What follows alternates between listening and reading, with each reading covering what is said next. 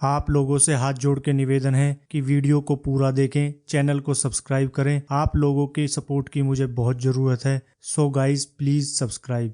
यहाँ पे अपना डोमिसाइल लगाता है और लगा सकता है, पूरा राइट है उसको। कश्मीर में जो डोमिसाइल है वो कैसे बनेगा, कब बनेगा, कौन से कानूनों के तहत बनेगा, ये चीज़ पाकिस्तान तो शायद ना समझाए हमें, क्योंकि हमने भी पाकिस्तान को कभी नहीं बोला इस्लामिक कंट्री आप बने थे, कभी आपको बोला था? आप तो सेक्युलर थे, आप भी तो भूल गए अपने कायदे-आज़म साहब की वो तकरीर को, जिसमें उन्होंने बोला था कि Pakistan is a secular state and will remain a secular state.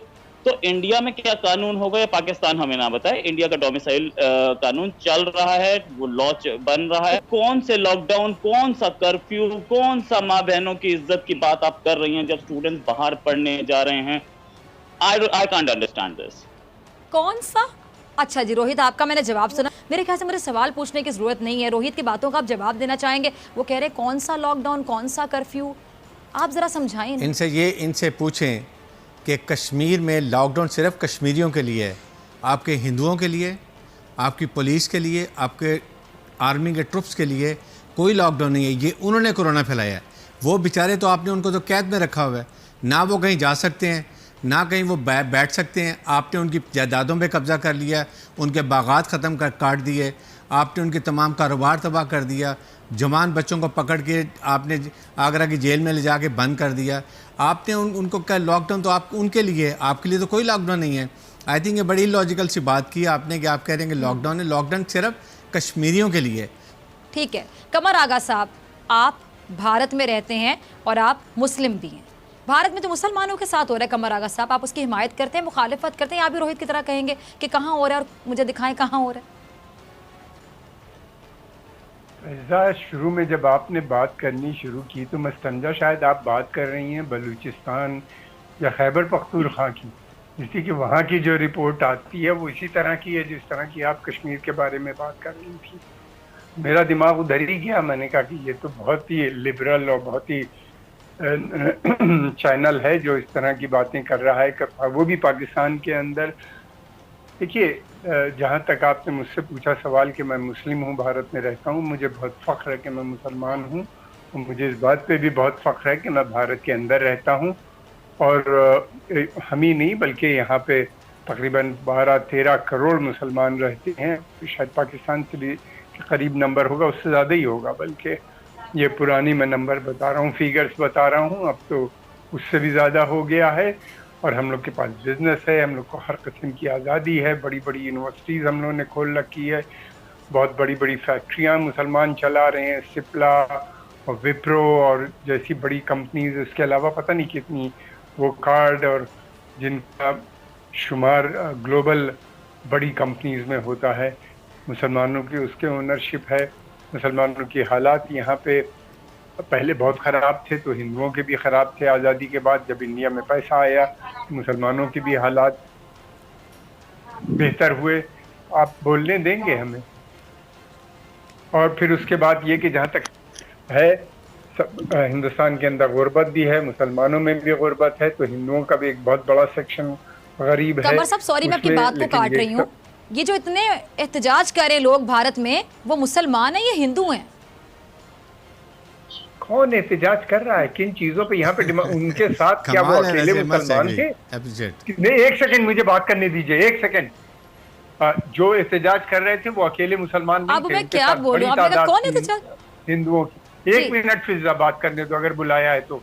उनके साथ एक बड़ी तादाद की नॉन मुस्लिम्स की, और उनके साथ सब शाना बशाना लड़ाई लड़ रहे थे। हमारी यहाँ डेमोक्रेसी है, रूल ऑफ लॉ है, कॉन्स्टिट्यूशन है, उसके खिलाफ कोई नहीं जा सकता। सुप्रीम कोर्ट है, हाई कोर्ट है, सब कुछ है यहाँ के ऊपर। आप एक मिनट, फैजा एक सेकंड, मैं आपकी बात सुन रही हूँ, आप कंटिन्यू कीजिए, मैं आपको इंटरप्ट नहीं कर रही। पहली बात तो ये कि पाकिस्तान ये बातें बंद करे कि वो मुस्लिम कंट्रीज का लीडर है या हिंदुस्तान के मुसलमानों के बारे में सोच रहा है। हमें कोई ज़रूरत नहीं है आपकी मदद की, हमें कोई ज़रूरत नहीं है आपसे किसी किस्म की मदद की। हम लोग यहाँ पे हैं, हमारी जो कुछ है परेशानियाँ हम खुद लड़ना जानते हैं, लड़ते हैं, मिलते हैं, और हम लोग अकेले नहीं लड़ते, हमारे साथ और दूसरी। यानी आप ये मानते हैं कि परेशानियाँ हैं? कि बिल्कुल होती है। किस मुल्क में नहीं है परेशानियां, किस मुल्क में नहीं है परेशानियां। इकोनॉमिक क्राइसिस है, हम पे भी है, रॉयड भी होते हैं, झगड़े भी होते हैं, और फिर उसके बाद अदालत में भी जाते हैं, और उसके बाद हमको वहां से निजात भी मिलती है, छूट भी मिलती है। ठीक है जी कमर साहब, आपका पॉइंट आ गया, मैंने आपको इंटरप्ट नहीं किया। ठीक है मलीहा, कमर साहब की आपने गुफ्तगू सुनी। ये किस भारत की बात करें जिस भारत को मैं जानती हूँ, जिसके बारे में हम देखते हैं पढ़ते हैं, वहां पे तो सब कुछ नहीं होता। ये किस खित्ते में भारत, जरा मुझे बता दें आप। जी बहुत शुक्रिया फिजा।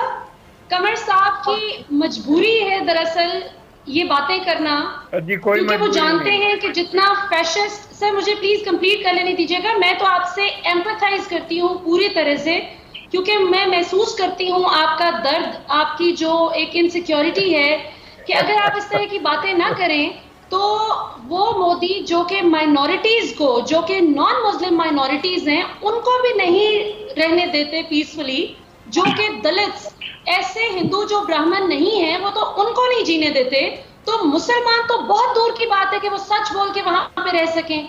अगर इतनी खुश है माइनॉरिटीज तो एहतजाज क्यों कर रहे हैं? ये जो मैडम बोल रही थी, ये जानती नहीं शायद कि ये जवाब किसको दे रही थी, कमर आगा साहब को दे रही थी। अगर मैं कमर आगा साहब का 1/10 भी बन जाऊं ना, तो मैं अपने आप को जिंदगी में सक्सेसफुल समझूंगा। जितनी मेरी एज नहीं है ना, उतना उनका एक्सपीरियंस है, और जो हाइट्स उन्होंने टच की है इंडिया में जर्नलिज्म में, वो रेयरली कोई टच कर पाता है। ये प्रेसिडेंट, अमेरिकन प्रेसिडेंट का एक स्टेटमेंट भूल गई क्या, कि जब हाइड्रोक्सीक्लोरोक्विन इंडिया ने भेजी तो उन्होंने क्या बोला था, this help will not be forgotten.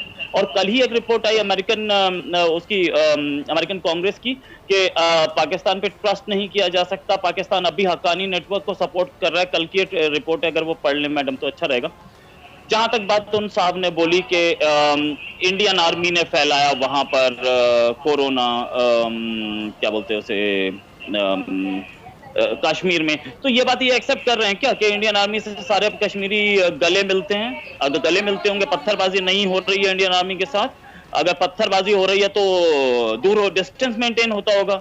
अगर गले मिल रहे हैं तभी तो कोरोना फैलेगा। वैसे भी फैलती है बाय द वे, मतलब पत्थर मारने का जो डिस्टेंस है 20-30 मीटर, इतनी दूर से फैल जाता है।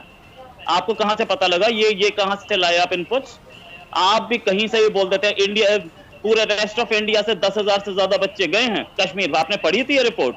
और ईरान में पढ़ने वाले बच्चे, जो कश्मीरी बच्चे जिनको इंडिया ने पासपोर्ट दिया था, इंडियन पैसे पे गए हुए थे, और मलेशिया में पढ़ रहे थे, और वो इंडोनेशिया में पढ़ रहे थे। लड़ क्यों रहे हैं ये बताएं ना, कश्मीरी क्यों चाह रहे हैं कि उनको हत्या को गिरा दिए? पाकिस्तान की तरफ से ये आता है कि हम पैलेट गन यूज करते हैं। पैलेट गन यूज कर रहे हैं तो हम गोली नहीं यूज कर रहे हैं, ठीक है? गोली क्यों नहीं यूज कर रहे? क्योंकि हम कश्मीरी को बचाना चाह रहे हैं। कोई आदमी सामने से पत्थर मार रहा है पाकिस्तान से 500 रुपए लेकर के, तो उसको रोकने का तरीका है ना। लेकिन क्योंकि हमारा सिटीजन है, इसलिए अगर भाई वो आपके साथ इतना खुश है और आपके साथ रहना चाहता है तो पत्थर क्यों मार रहा है ना? चले यहाँ पर आ जाते हैं, क्यों पत्थर उठाए उन बच्चों ने अपने हाथों में, क्यों? देखिए ऐसे तो आपके बलूचिस्तान में भी ब्लास्ट होते हैं, आपके बलूचिस्तान में भी होता है, 10-15 लोग पड़ के जाते हैं बलूचिस्तान में। हमारे बलूचिस्तान में कुछ भी नहीं होता। हमारा बलूचिस्तान बहुत पीसफुल है। क्या? अरे मैडम किसको बता रही हैं आप? बलूचिस्तान में आपके कितने आर्मी के ऑफिसर्स मारे? आपको बता रही हूँ, जिन्होंने कुलभूषण यादव भेजा था ना बलूचिस्तान में तबाही मचाने के लिए, आपको बता रही हूँ।